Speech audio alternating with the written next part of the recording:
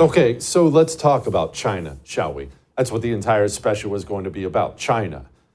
And this can be one of those things that normal people, people like you don't really know what to do about it. And it seems like such a big issue that it's beyond us. Right? We're talking nation state stuff. But here's one of the things we all need to do. We have to acknowledge, first and foremost, there is a competition and we must win it. And maybe when it comes to United States versus China, maybe you're of the mind, because I hear this a lot, of I don't care, why do we even bother, why are we even... Well, listen, just like all warfare, whether it be kinetic or otherwise, only one vote matters. China has decided that we are in competition. China has made that decision. What you think about it doesn't mean anything at all.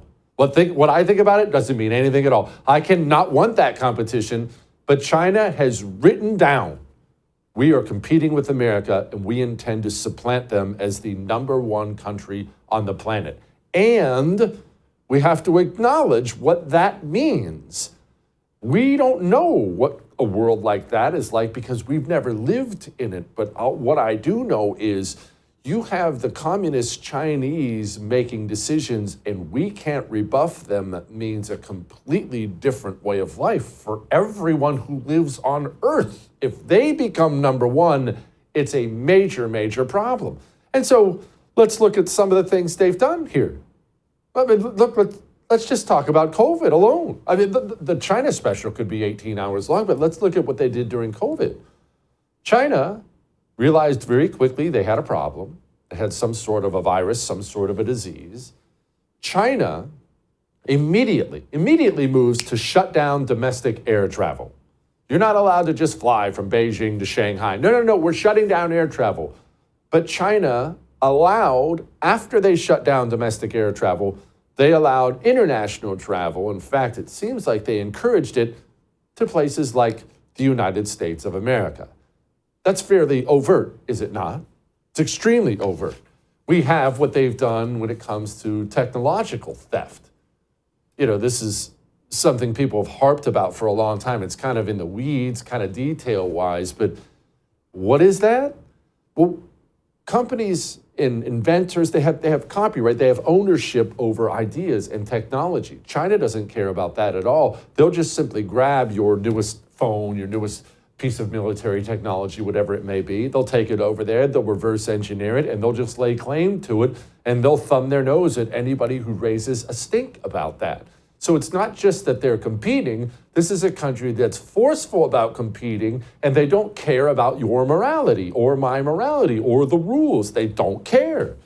And they understand, let's just acknowledge this, they understand that whenever we have a Democrat in office, they can take that ball that they've been slowly moving up the field, they can really accelerate things.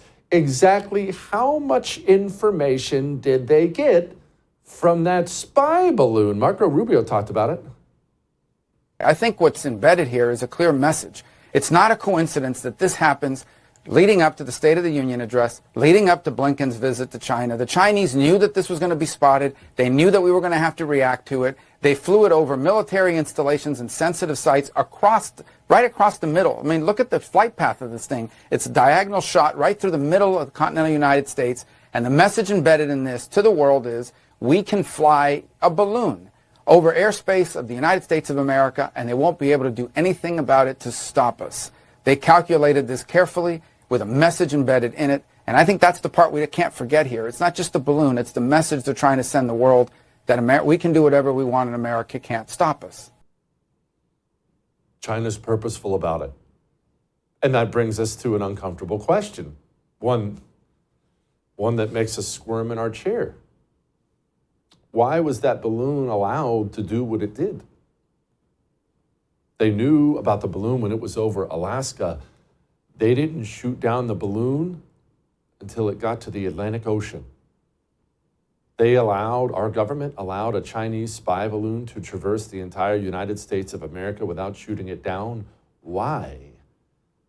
Exactly how many of our politicians are compromised by the communist Chinese. They're famous for buying, threatening loyalty from people around the world.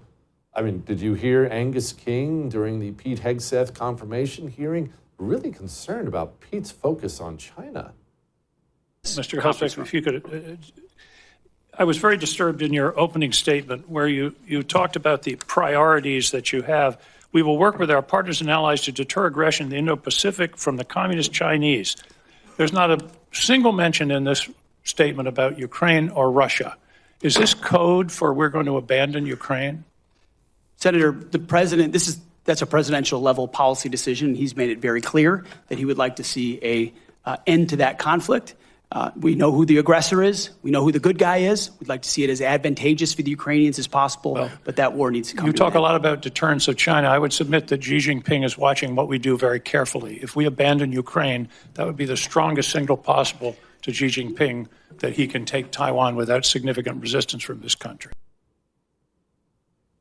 Very interesting how many of them run cover for China. I would thank you for coming to my YouTube channel, but I know how brilliant it is, and I know you love it here. So subscribe and watch. We're gonna start really ramping things up and putting some funny stuff, some interesting stuff out there, some collaborations. Either way, my YouTube channel is officially the place to be. So stick around.